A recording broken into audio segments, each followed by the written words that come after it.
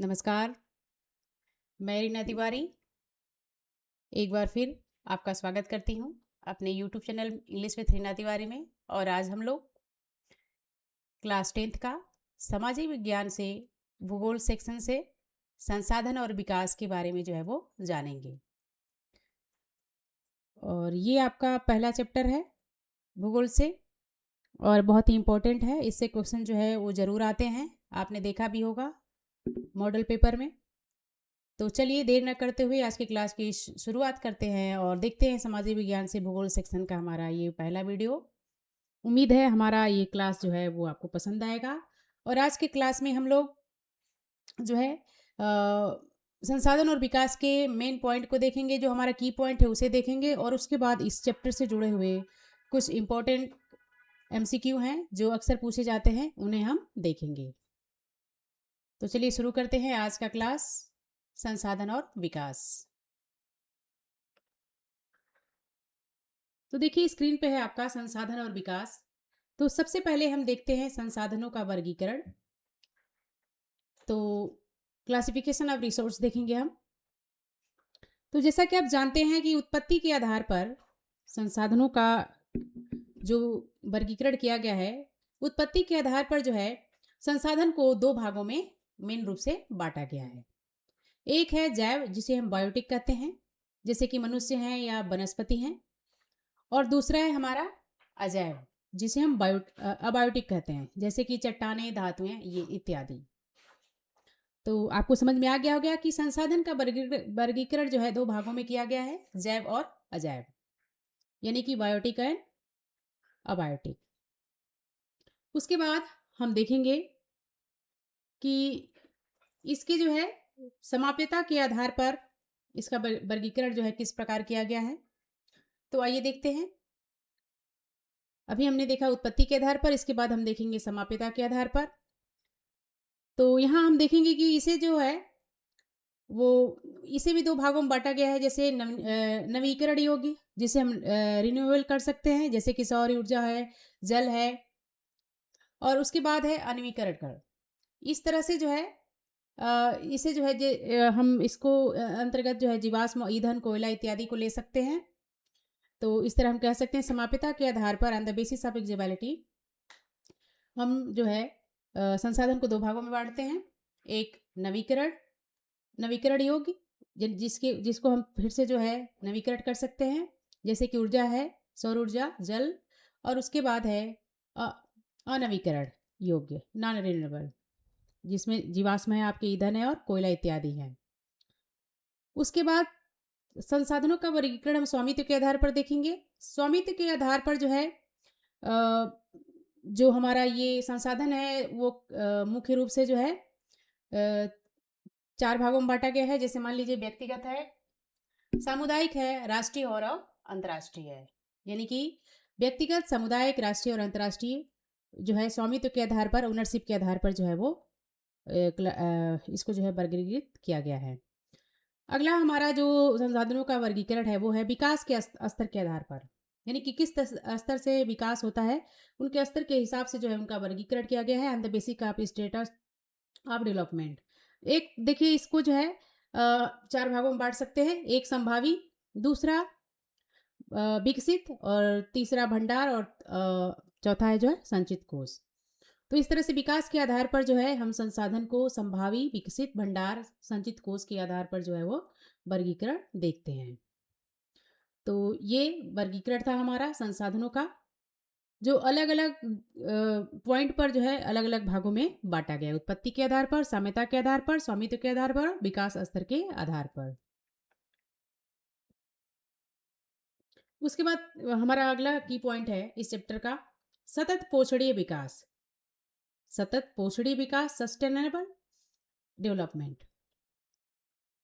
इसका मतलब देखिए ये होता है कि ऐसा विकास जो पर्यावरण को किसी तरह का हानि जो है वो ना पहुंचाए, और भविष्य में आने वाली जो हमारी पीढ़ी है उनकी जरूरतों से कोई किसी प्रकार का कोई समझौता न किया जाए। यानी कि सतत पोषणीय, इस विकास का जो प्रभाव होगा वो बहुत ही पोषणीय होगा, बहुत ही लाभकारी होगा। इससे किसी भी जो है हमारे आने वाली पीढ़ी को नुकसान जो है वो नहीं पहुंचेगा, और न ही पर्यावरण को। तो इसलिए इसको जो है सतत पोषणी विकास यानी कि सस्टेनेबल डेवलपमेंट जो है वो कहते हैं। अगला हमारा की पॉइंट जो है वो है रियो डी जेनेरो पृथ्वी सम्मेलन 1992। इंपॉर्टेंट क्वेश्चन है, इसी पर इंपॉर्टेंट पॉइंट है, इस पर ध्यान दीजिए। रियो डी जेनेरो पृथ्वी सम्मेलन जो 1992 में हुआ था और इसका आयोजन जो है ब्राज़ील में किया गया था और इसमें जो है एजेंडा 21 को स्वीकार किया गया सभी के द्वारा, ताकि पूरे विश्व के विकास को जो है वो सतत विकास को जो है हासिल किया जा सके। तो हमारा ये पॉइंट था, हमारा इंपॉर्टेंट पॉइंट है, नज़र डालिए इस पे। रियो डी जेनेरो पृथ्वी सम्मेलन कब हुआ था? 1992 में हुआ था। कहाँ हुआ था? ब्राज़ील में हुआ था और इसमें जो है एजेंडा 21 को जो है सभी के द्वारा स्वीकार किया गया था, ताकि जो है विश्व का विकास जो है सतत विकास जो है हासिल किया जा सके, सतत विकास को जो है प्राप्त किया जा सके। तो ये था सतत पोषणी विकास, सस्टेनेबल डेवलपमेंट। अगला हमारा जो मेन पॉइंट है वो है भू संसाधन और भू उपयोग। भू संसाधन और भू उपयोग यानी कि हमारे भू संसाधन हैं और उनका भू उपयोग जो है किस आधार पर किया गया है, कितना होता है, आइए देखते हैं। तो सबसे पहले देखते हैं कि हमारा संसाधन को कितने भागों में बांटा गया है। तो सबसे पहले देखेंगे कि भारत की जो कुल भूमि है उसमें 43% जो है वो मैदानी भाग है, 30% जो है पर्वतीय क्षेत्र आते हैं और 27% में हमारे पठार एरिया जो है वो आते हैं। तो इस तरह से यहाँ पर भू संसाधन और भू उपयोग जो है यहाँ पर बताया गया है। मैदानी भागों में जो है आप जानते हैं कि किस तरह से धरती का उपयोग किया जाता है खेती बाड़ी करके। पर्वतीय क्षेत्रों में भी आप देखते हैं कि किस तरह से वहाँ पर उपयोग किया जाता है और पठार का तो आप जानते ही हैं। आगे देखते हैं। अगला है भू निम्नीकरण, लैंड डिग्रेशन। भू निम्नीकरण देखते हैं। अगला पॉइंट भू निम्नीकरण, अति पशुचारण, जैसे कि गुजरात है, राजस्थान है, या खनन को ले लीजिए जहाँ पर जैसे आप झारखंड ले लीजिए, उड़ीसा ले लीजिए जहाँ पर खनन ज़्यादा होता है।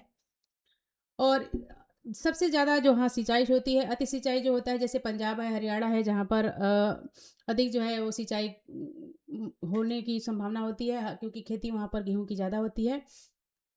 भूमि के खराब होने के मुख्य कारण हैं, देखिए यहाँ पर भूमि के खराब होने का मुख्य कारण यहाँ पर दर्शाया गया है। तो भू निम्नीकरण जो लैंड डिग्रेडेशन हुआ है वो है अति पशुचारण, जैसे कि गुजरात, राजस्थान, खनन का क्षेत्र जो है राजस्थान, उड़ीसा है, और अति सिंचाई जो है पंजाब और हरियाणा, जो कि भूमि के खराब होने का मुख्य कारण है।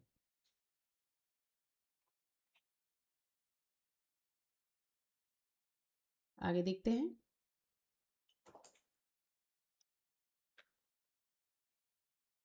अगला हमारा की पॉइंट है मृदा का वर्गीकरण, क्लासिफिकेशन ऑफ सॉइल्स।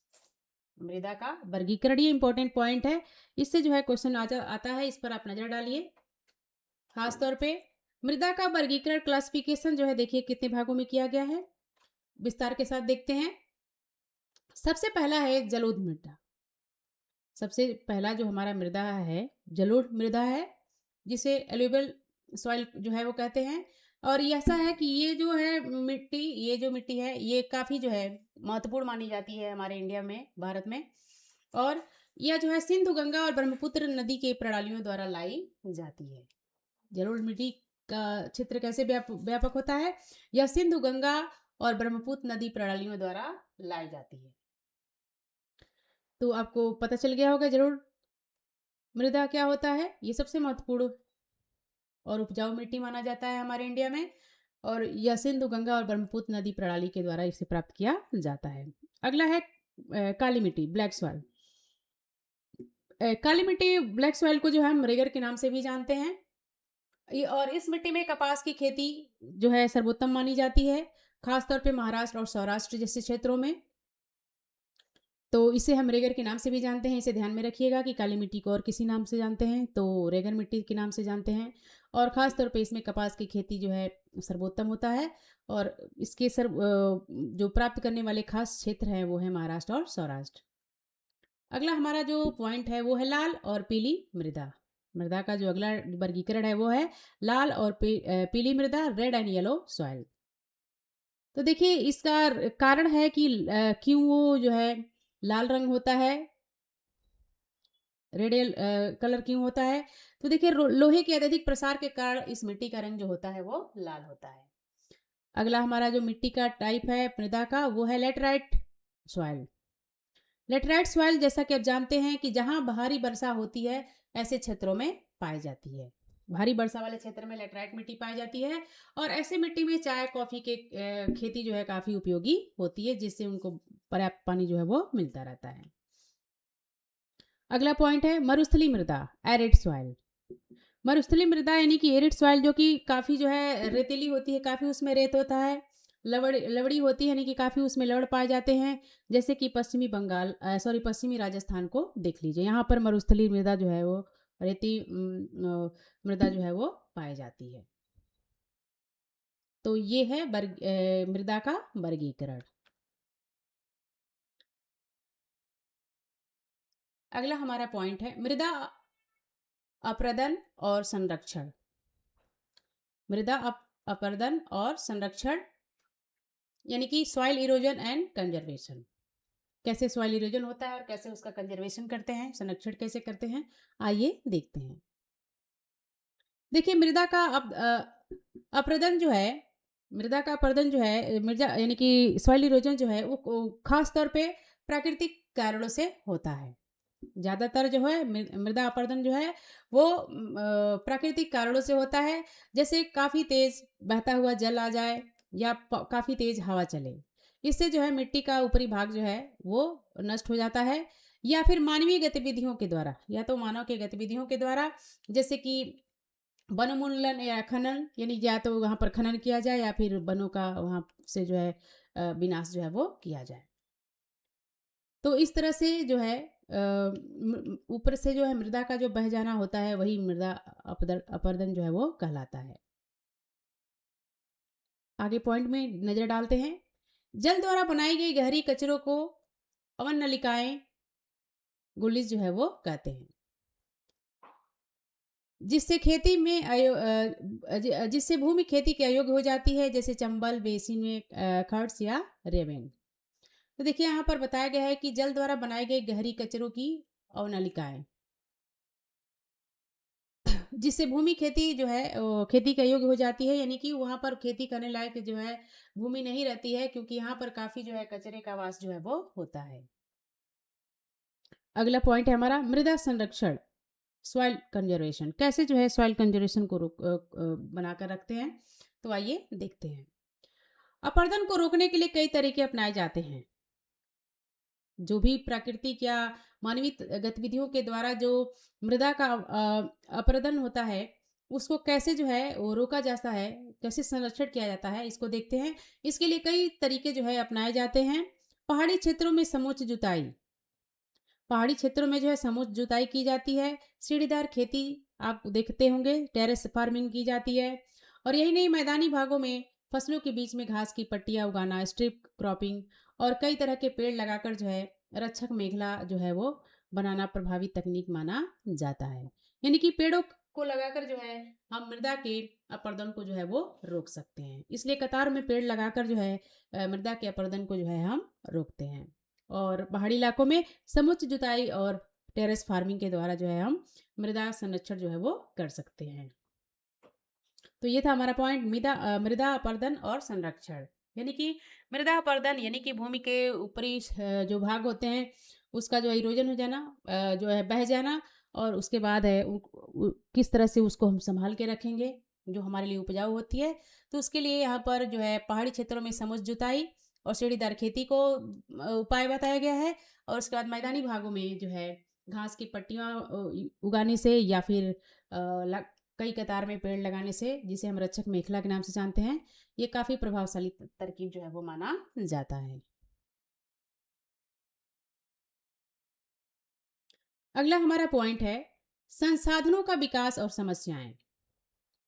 अगला पॉइंट, मेन पॉइंट है संसाधनों का विकास और समस्याएं, development of resource and problem. तो आइए देखते हैं। देखिए संसाधनों का जो उपयोग है वो काफ़ी तेज़ी से होता है हर एक क्षेत्र में। खास तौर पे प्राकृतिक क्षेत्रों में इसका उपयोग जो है काफ़ी तेज़ी से बढ़ता जा रहा है। तो मानव जो है संसाधनों का अंधाधुंध जो है उपयोग कर रहे हैं, जिससे विभिन्न प्रकार की समस्याएं हमारे सामने उत्पन्न हो जाती हैं। जैसे आप ले लीजिए, कुछ व्यक्तियों के लालच बस संसाधनों का, कुछ व्यक्तियों के अंदर इतनी लालच है कि वो संसाधनों का गलत उपयोग करते हैं। और एक पॉइंट ये भी हम ले सकते हैं कि संसाधन समाज के कुछ ही हाथों में आ गए हैं, जिससे समाज अमीर गरीब दो हिस्सों में बढ़ गया है। यानी कि संसाधन का उपयोग जो है सभी वर्ग समान रूप से नहीं उठा पा रहे हैं। इसको जो है कुछ ऐसे ही वर्ग आ गए हैं जो काफ़ी जो है उसका लाभ उठाते हैं, और एक वर्ग लाभ उठाता है, दूसरे वर्ग को उसका लाभ जो है वो नहीं मिल पाता है। जैसे अमीर और गरीब, वो अपने हिसाब से अमीर व्यक्ति जो है संसाधनों का उपयोग करते हैं, गरीब को कुछ करने को जो है वो उनका उपयोग करने का पूरा हकदार जो है वो नहीं मिलता है। अगला पॉइंट देखते हैं, संसाधनों के अंधाधुंध शोषण से वैश्विक पारिस्थितिकी संकट पैदा हो गया है। देखिए, जिस तरह से संसाधनों का, प्राकृतिक संसाधन हो, मानवीय संसाधन हो, जो अंधाधुंध उपयोग हो रहा है, शोषण हो रहा है, उससे जो है कई तरह के वैश्विक स्तर पर जो है संकट पैदा होने की संभावना आ गई है, हो भी गया है। जैसे कि भूमंडलीय तापमान, ग्लोबल वार्मिंग, ओजोन परत का क्षय और पर्यावरण प्रदूषण, ये सबसे मुख्य समस्या है विश्व के स्तर तक की। ओजोन परत और उसके बाद पर्यावरण प्रदूषण। तो इस तरह से पूरा विश्व जो है संसाधनों के इस अंधाधुंध शोषण से जो है वो प्रभावित है। तो इस समस्या के समाधान के लिए कई तरह के संसाधन नियोजन जो है वो बनाए गए हैं, रिसोर्स प्लानिंग बनाई गई है, ताकि संसाधनों का न्याय संगत वितरण हो सके। यानी कि संसाधन के उपयोग के लिए जो रूल होने चाहिए, जिसे हम संसाधन नियोजन कहते हैं, इस तरह के कई रूल जो है बनाए गए हैं, ताकि लोगों तक जो है न्याय संगत जो है संसाधनों का वितरण हो सके, यानी कि सभी लोग संसाधन का बराबर जो है लाभ उठा सके। तो ये था हमारा पॉइंट, संसाधनों का विकास और समस्या। तो इस की पॉइंट के बाद अब हम देखेंगे इस चैप्टर से जुड़े हुए कुछ एमसीक्यू। तो सबसे पहले हम देखेंगे, लौह अयस्क किस प्रकार का संसाधन है। लौह अयस्क किस प्रकार का संसाधन है। तो देखिए, लौह अयस्क जो है अनवीकरण अयोग्य यानी कि नॉन रिन्यूएबल जो है वो संसाधन है। इसलिए इसे इसलिए हमारा ऑप्शन नंबर डी जो है वो करेक्ट आंसर है। आगे देखते हैं, ज्वारीय ऊर्जा किस प्रकार का संसाधन है। ज्वारीय ऊर्जा किस प्रकार का संसाधन है, तो आइए देखते हैं। ज्वारीय ऊर्जा, देखिए ज्वारीय ऊर्जा पुनः पूर्ति योग्य है, रिप्लेसेबल है, इसलिए यहाँ पर ऑप्शन नंबर ए जो है हमारा करेक्ट आंसर है।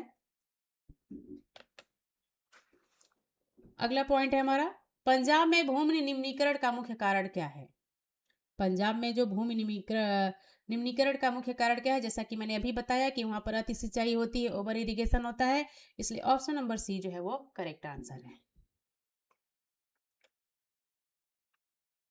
अगला हमारा पॉइंट है, कपास की खेती के लिए सबसे उपयुक्त मिट्टी कौन सी है। कपास की खेती के लिए सबसे उपयुक्त मिट्टी कौन सी है, तो अभी हमने जो है की पॉइंट में पढ़ा, कपास की खेती के लिए सबसे उपयुक्त मिट्टी जो है वो काली मिट्टी है। तो इसलिए हमारा ऑप्शन नंबर सी जो है वो करेक्ट आंसर है। अगला क्वेश्चन है, किस राज्य में सीढ़ीदार खेती की जाती है। तो जैसा हमने अभी पढ़ा कि सीढ़ीदार खेती जो है पहाड़ी इलाकों में की जाती है, तो इसमें जो है हमारा पहाड़ी इलाके कोई और नहीं बल्कि डी है, उत्तराखंड, इसलिए ऑप्शन नंबर डी जो है वो करेक्ट आंसर है कि सीढ़ीदार खेती जो है वो पहाड़ी इलाकों में की जाती है, तो उत्तराखंड हमारा करेक्ट आंसर है। अगला हमारा पॉइंट है 6, रियो डी जेनरो पृथ्वी सम्मेलन किस वर्ष हुआ। तो जैसा कि मैंने आपको बताया, ये सम्मेलन जो है 1992 में हुआ था ब्राजील में, इसलिए ऑप्शन नंबर बी जो है वो करेक्ट आंसर है।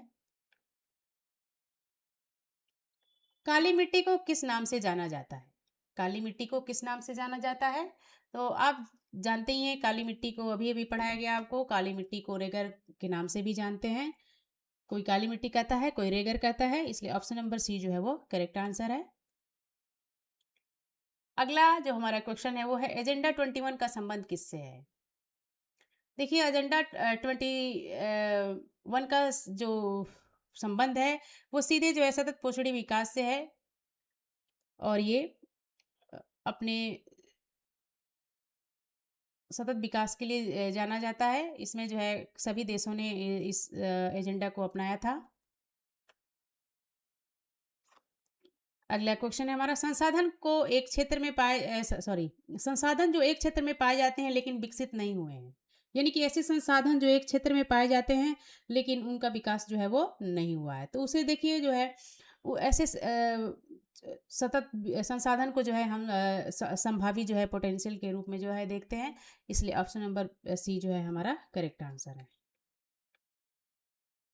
अगला हमारा क्वेश्चन है, पुरानी जलोढ़ मिट्टी को क्या कहा जाता है? यानी कि जितनी भी पुरानी जलोढ़ मिट्टी है उनको हम किस नाम से जानते हैं?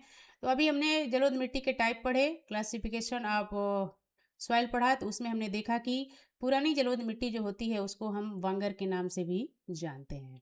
इसलिए ऑप्शन नंबर बी हमारा करेक्ट आंसर है। अगला क्वेश्चन, नवीन जलोढ़ मिट्टी को क्या कहा जाता है? यानी कि नवीन वो पुरानी थी और ये क्वेश्चन जो है नवीन पर है, तो नवीन को जो है खादर कहा जाता है। इसलिए ऑप्शन नंबर ए हमारा करेक्ट आंसर है।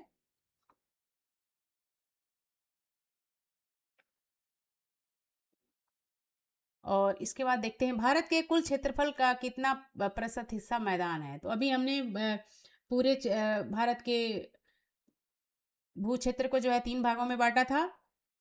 तो इसमें हमारा ऑप्शन नंबर सी जो है करेक्ट आंसर है, क्योंकि पूरा जो मैदानी हिस्सा है वो 43 है। इसलिए ऑप्शन नंबर सी हमारा करेक्ट आंसर है। अगला क्वेश्चन, नवीकरण योग्य संसाधन का उदाहरण है? यानी कि ऐसा संसाधन जिसका नवीकरण जो है किया जा सके, यानी कि रिन्यूएबल जो है वो किया जा सके, तो वो सौर ऊर्जा है। इसको मैंने आपको शुरू में ही पॉइंट में बताया था। अगला हमारा पॉइंट है, किस मिट्टी में लोहे की मात्रा अधिक होती है और इसका रंग लाल होता है? तो देखिए लाल मिट्टी में जो है लोहे का रंग अधिक पाया जाता है, इसलिए इसका रंग जो है वो लाल होता है। इसलिए ऑप्शन नंबर बी जो है करेक्ट आंसर है। अगला क्वेश्चन है, आवर कॉमन फ्यूचर पुस्तक का संबंध किससे है? आवर कॉमन फ्यूचर पुस्तक किस चीज से संबंधित है? तो देखिए ये संसाधन संरक्षण से जुड़ा हुआ पुस्तक है। इसलिए ऑप्शन नंबर सी जो है करेक्ट आंसर है, संसाधन संरक्षण। अगला जो हमारा पॉइंट है, अतुप क्वेश्चन है, अति पशुचारण कहाँ भूमि निम्नीकरण का मुख्य कारण है? यानी कि किस जगह पर जो है अति पशुचारण भूमि का निम्नीकरण जो है वो हुआ है? तो देखिए ये मध्य मध्य प्रदेश में हुआ है। यहाँ पर भूमि निम्नीकरण जो है पशुचारण जो है अधिक मात्रा में है। इसलिए ऑप्शन नंबर सी जो है वो करेक्ट आंसर है। देखिए अगला क्वेश्चन है, इसमें पूछा गया है कि पर्वतीय क्षेत्रों में मृदा अपरदन को किस तरह से रोका जाता है, उसको रोकने की विधि क्या है? तो जैसा कि आप जानते हैं कि पर्वतीय क्षेत्रों में जो है सीढ़ीदार खेती होती है, समूच जुताई भी की जाती है और पट्टी खेती स्ट्राइप क्रॉपिंग जो है वहां पर की जाती है। इसलिए option number D correct answer है। ये सारी चीजें जो है पर्वतीय क्षेत्रों में अपनाई जाती है। टेरेस फार्मिंग भी वहां पर होती है। आगे देखते हैं, उत्पत्ति के आधार पर संसाधन कितने होते हैं? देखिए उत्पत्ति के आधार पर ही आपको वर्गीकरण में सबसे पहला जो संसाधन का वर्गीकरण किया गया है वो उत्पत्ति के आधार पर ही किया गया है। तो उत्पत्ति के आधार पर हमारा जो संसाधन होता है वो 2 भागों में होता है, जैव और अजैव, बायोटिक एंड अबायोटिक। इसलिए ऑप्शन नंबर बी जो है हमारा करेक्ट आंसर है। अगला जो हमारा पॉइंट है वो है, भारत में सबसे अधिक विस्तार किस मिट्टी का है? यानी कि इंडिया में ऐसा कौन सा मिट्टी है जिसका विस्तार सबसे ज्यादा एक्सटेंड देखने को मिलता है? तो देखिए वो है जलोढ़ मिट्टी। जलोढ़ मिट्टी का विस्तार जो है भारत में सबसे अधिक पाया जाता है। इसलिए ऑप्शन नंबर सी जो है वो करेक्ट आंसर है। अगला जो पॉइंट है वो है, नदियों के मुहानों पर कौन सी मिट्टी पाई जाती है? तो जैसा आप जानते हैं कि नदियों के मुहानों पे जो है वो जलोढ़ मिट्टी जो है अत्यधिक मात्रा में पाई जाती है, जो काफी उपजाऊ मिट्टी मानी जाती है। इसलिए ऑप्शन नंबर ए जो है हमारा जलोढ़ मिट्टी करेक्ट आंसर है। अगला क्वेश्चन है हमारा, संसाधन नियोजन का प्रथम सोपान क्या है? यानी कि संसाधन के नियोजन के लिए उसका जो फर्स्ट स्टेप होता है रिसोर्स प्लानिंग का, वो क्या है? तो देखिए उसको जो है पहले हम जो है संसाधन को पहचानते हैं, उसका वर्गीकरण करते हैं, फिर उसकी तालिका जो है हम बनाते हैं। इसलिए जो है हमारा ऑप्शन नंबर बी संसाधनों की पहचान और तालिका बनाना करेक्ट आंसर है।